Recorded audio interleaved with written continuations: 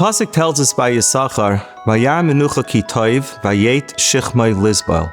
Yisachar saw that rest was desirable, so he bent his shoulders to accept the yoke of the Torah.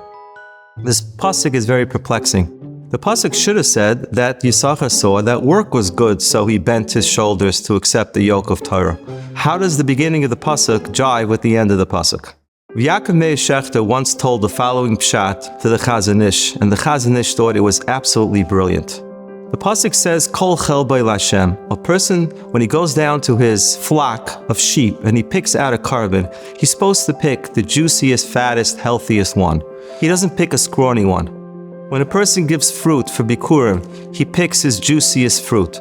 A person is meant to take that which is most desirable to him, that which is most difficult to give up, and give that to HaKadosh Baruch Hu. This, he says, is why the pasuk says, Vayar menucha ki toiv. Yisachar saw that rest is so desirable to humans, and he said, how can I give this rest to HaKadosh Baruch Hu? He bent down and he accepted the yoke of the Torah. It was the last week of December. I had a very important meeting with a client and his attorneys in Midtown Manhattan, and I was Ubering into the city.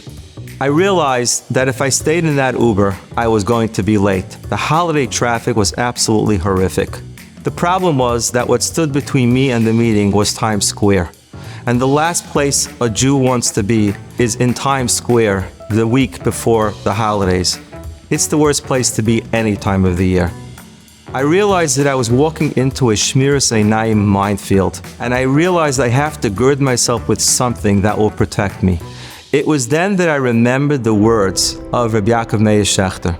I thought about all that I have to thank HaKadosh Baruch Hu for: my parnasa, my family, my wife, the fact that I was born a Jew.